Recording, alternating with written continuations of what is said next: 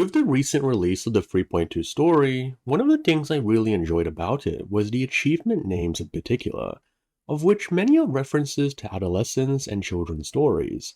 So I decided that before I make a Sigrika video, I'll actually make a quick explanation for what the references for each of the achievement names for the 3.2 Part 1 story are actually about. There will be some minor spoilers for the 3.2 story, but I'll try to keep it to a minimum, so let's get started. The achievement for entering the dark side for the first time, Teenager Not In Wonderland, is a very obvious reference to Alice in Wonderland, which has additionally been referred to with the White Rabbit wandering about the dark side. Not In Wonderland is a reference to how the Academy's dark side, like the world Alice enters in the real story, is not a paradise but is really a dark world in itself. Within this framing, I think that Sigrika might actually be Alice, the character who must find her way out, and the rabbit who leaps with pink contrails might actually be Denia, who could take on the role of the White Rabbit, who in the book is a servant of the King and Queen of Hearts. When you enter the dark side a second time, popping into a mirror world in a classroom, you'll get an achievement called Another. This is a reference to the anime series by the same name, which, without spoiling too much, is a story of a supernatural classroom about a ghost of a student who sort of haunts the place. When you enter the dark side for a third time, you enter through a drawer and get an achievement called Drawer and a Time Machine.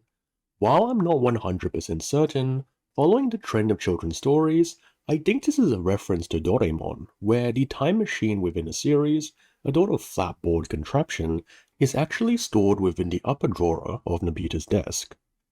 Lilliput, an achievement you earn when you and Sigrika enter portals that turn you tiny and force you to navigate an enormous world, is a reference to children's story Gulliver's Travels, where in the first part of the book, Gulliver visits an island called Lilliput, filled entirely with tiny humans, exactly the same as you and Sigrika were forced to maneuver as tiny people in a giant world. When you and Sigrika meet up with Chisa in the dark side, you'll gain an achievement called the Three Students.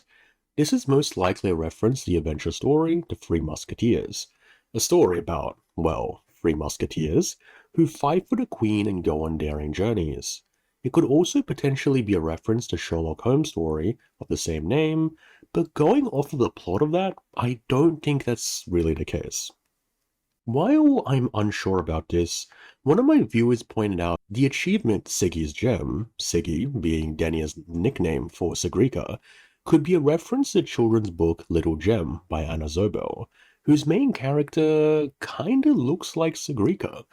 Additionally, the story is about a witch called Gem, who accidentally transports herself to another world, which makes sense as this is the achievement you get for entering the dark side for the fourth time. The achievement, the Azure Echoes, is a link to when Lucilla gives you a Fleet Snowfluff music disc, saying that when you're in trouble, the diva who travels through time will come bearing Azure Echoes, being, of course, Ameth.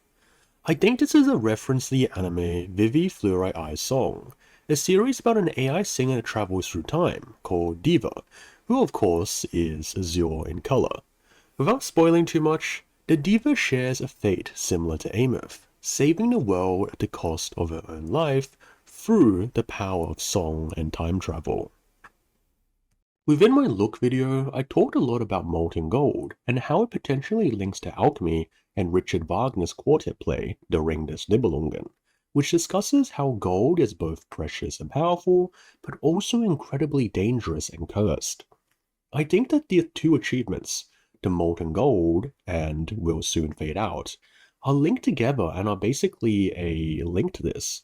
It's a double-edged symbolism of the value and dangers of gold that we first talked about with Luke's character in 3.1.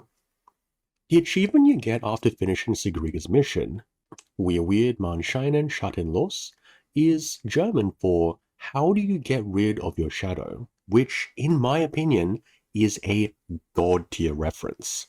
Coming from an Austrian musical that explored the life of Mozart, this achievement is the name of a song that appears within as well as a lyric, sung both by the singers and the character of Mozart himself, talking about, well, how Wolfgang Mozart struggled to escape the pressures and expectations of his career.